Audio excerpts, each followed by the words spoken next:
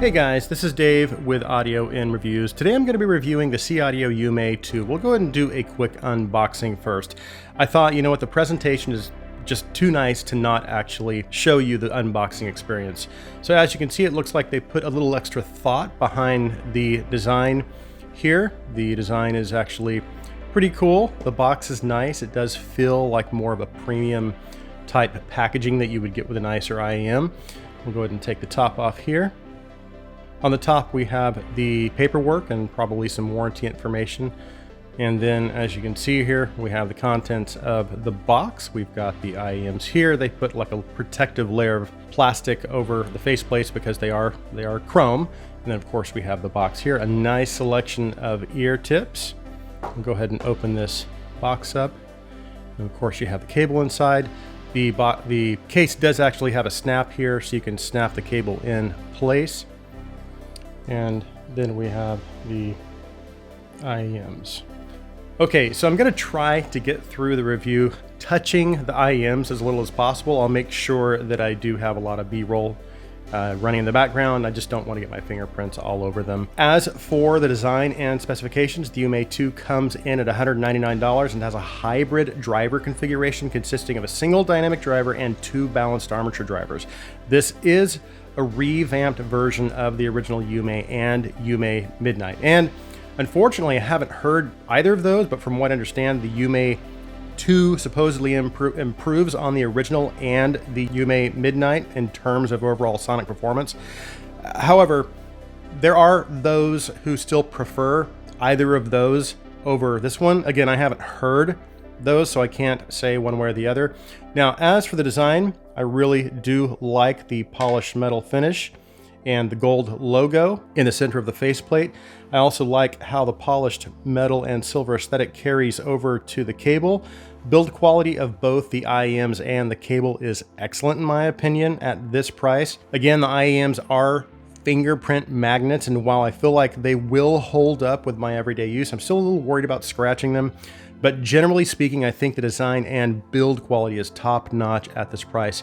And after seeing pictures of the Yume and Yume Midnight, I actually prefer the aesthetics of this one over those. That's just my opinion. Now, as for fit and comfort, I've had pretty good luck with these, so I've experienced no discomfort and have been able to achieve a good seal with the included tips.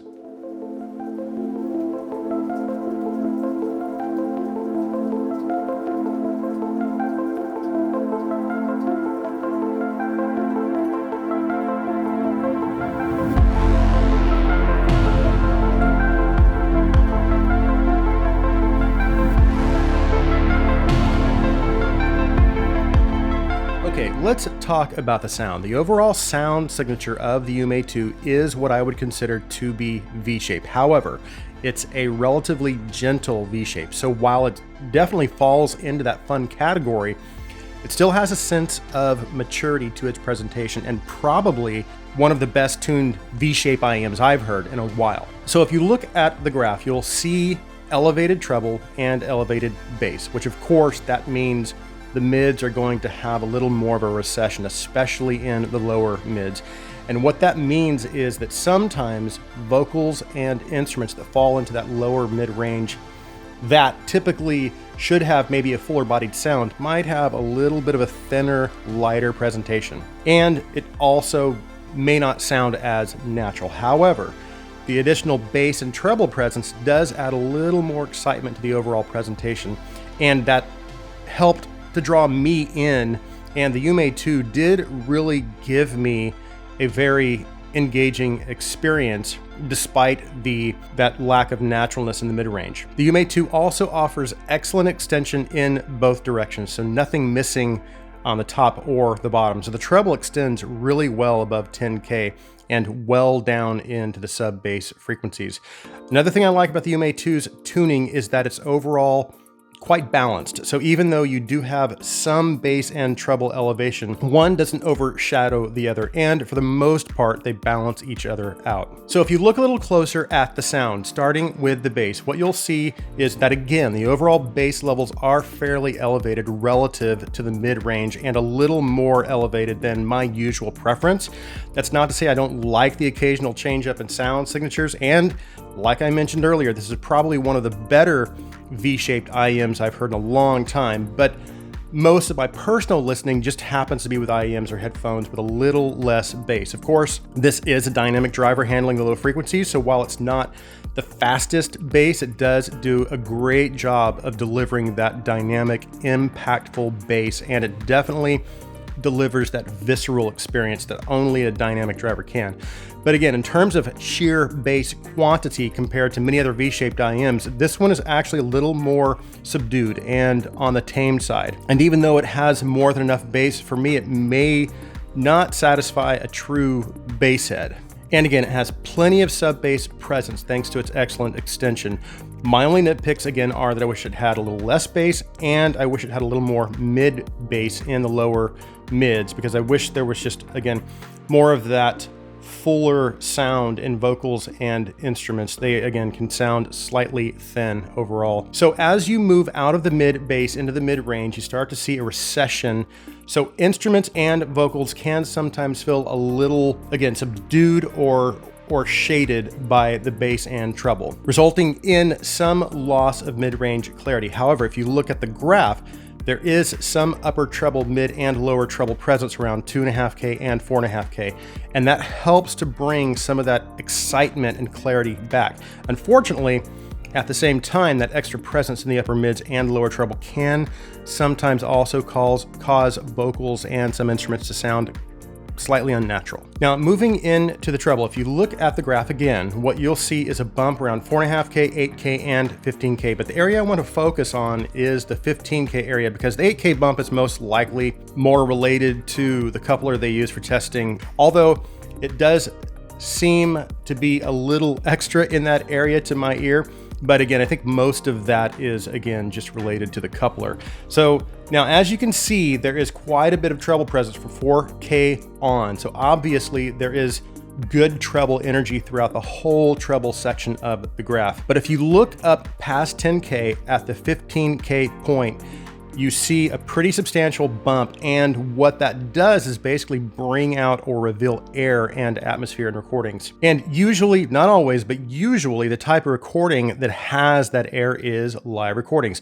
And that's pretty important to me. Now, as for treble detail, I would say it's about average at this price. Now, when it comes to technicalities, the Yume 2 is pretty competitive in my opinion at this price. Starting with the soundstage, I would say the soundstage is a little wider than average, and it also has decent forward depth. Now, as for instrument separation and imaging, I would say it's good. Instruments could use a little more density. However, they're focused enough so that they occupy their own space within that sound field. They don't sound like they're floating around or spread out. And with the added air and atmosphere in the upper treble, it all works together nicely to deliver that really immersive experience. As for overall detail retrieval and clarity, I would say it's about average. It's not the best I've heard at this price, but it is definitely no slouch at this price either. I think it's very competitive when it comes to detail and clarity. So how would I sum up my experience with the Yume 2? Well, to put it simply, it was enjoyable and engaging. Although I typically don't gravitate to this style of tuning, I do like to change things up occasionally and listen to something different. And actually, if you look at my IEM collection, it's pretty diverse. Take the 2020 Andromedas or IE600, for example. Both of these sets have kind of a unique tuning style and don't necessarily meet my tuning preference. However, they each have unique engaging aspects or characteristics that still draw me back to them frequently. And of course, both of those are more expensive and are much more technically capable. But the similarities are that the Yume 2 does have its own set of unique characteristics that help to engage me and draw me into the music. And I attribute that to a couple of things. First is how well this particular dynamic driver handles bass dynamics and impact. The overall bass quality is just really good. Secondly is the treble's tuning and good atmosphere and air. And all of that works together to kind of pull me into the music and keep me there. So that leads me to the question, of course, would I recommend the Yume 2? And the answer is yes, because While it's not the most technically capable IEM or the most naturally tuned IEM, what puts it over the edge for me is its engaging qualities. And again, its ability to pull me into the music. So yeah, an easy recommendation for me. I really do enjoy listening to the Yume 2. So that concludes my review of the SeeAudio Yume 2. Thanks so much for taking the time to watch this video. If you like my content, please take a second and hit that subscribe button. Also, if you would please like this video and please share this video. I hope you guys have an awesome day.